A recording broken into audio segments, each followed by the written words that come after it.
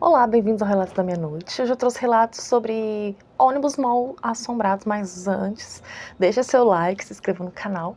Vamos lá. Você já reparou que muitos relatos de fantasma acontecem em lugares de passagem? Estradas, pontes, corredores e ônibus. Então, hoje você vai ouvir relatos que circulam há décadas no Brasil.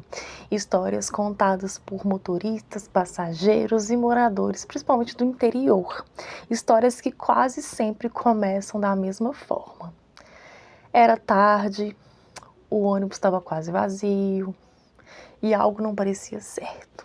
Apaga a luz, coloque seu fone. Se você ouvir um barulho atrás de você, não vire agora. Vamos ao primeiro relato, que é o ônibus fantasma de Venceslau Braz, no Paraná. Era uma noite, a estrada estava coberta por neblina, daquelas que engolem a passagem, sabe? Que fazem um silêncio ficar pesado. Dessas mesmo. 3 jovens esperavam à beira da rodovia. O último ônibus regular já tinha passado, então não havia sinal de faróis, nem de vida. Até que um ônibus antigo surgiu ali do nada.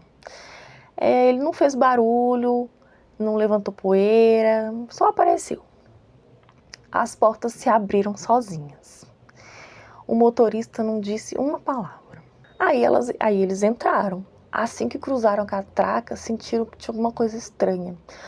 Disseram que o ar estava gelado demais, o frio parecendo um necrotério. E havia passageiros sentados, mas ninguém se mexia, ninguém piscava, ninguém nem respirava de forma audível. Todos olhavam para frente como se estivessem esperando alguma coisa, talvez esperando alguém. O ônibus seguiu viagem. E aí, depois de alguns minutos, uma mulher se levantou lentamente lá no fundo do ônibus. O som dos passos ecoava alto. Ela se aproximou dos jovens e sussurrou: "Vocês não deveriam estar aqui." O ônibus parou bruscamente no meio do nada. Sem pedir explicações, os jovens desceram correndo. As portas se fecharam e o ônibus seguiu. E ele desapareceu ali na neblina daquela noite. No dia seguinte, eles descobriram a verdade. Aquele ônibus havia sofrido um acidente anos antes, exatamente naquele trecho da estrada. Todo mundo morreu. Desde então, os moradores dizem que em noites de neblina, o ônibus ainda passa, procurando passageiros vivos que entrem por engano na última viagem.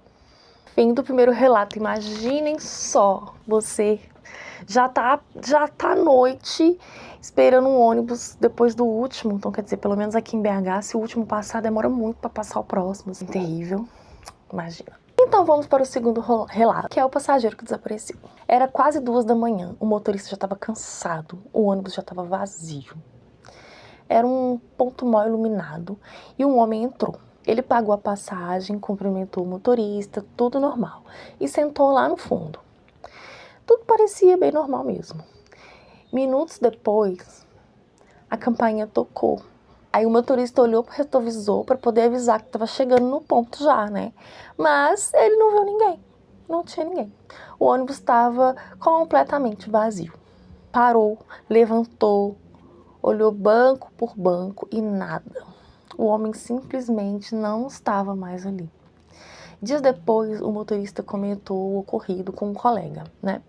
E esse colega ficou em silêncio. Aí depois ele falou assim: naquele ponto, um homem morreu atropelado. E de madrugada, ele sempre pede para descer. A história era antiga então, né? Até hoje o motorista jura que ouviu alguém agradecer antes da campainha tocar. Querida. Terceiro relato, a presença invisível. Essa história é lá do Rio de Janeiro. A moça estava sozinha no ônibus.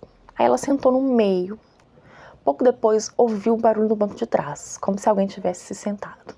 E aí ele escutou passos no corredor, passos lentos, arrastados. E ela sentiu uma respiração assim perto da nuca, uma respiração fria.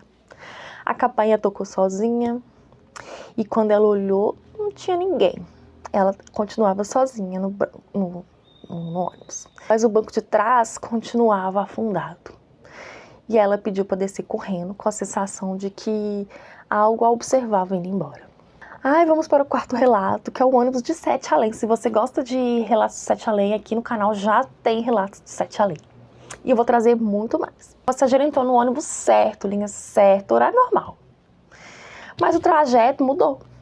As ruas ficaram vazias, casas erradas, sem luz, sem pessoas. Os passageiros não falavam, não reagiam. Uma mulher até que sussurrou para ele: se você seguir até o fim, você não volta mais. Depois que ele desceu, ele correu sem olhar para trás. Acordou horas depois, bem longe dali, e nunca mais encontrou aquele lugar. Fim do quarto relato. Eu adoro relatos de Sete Além.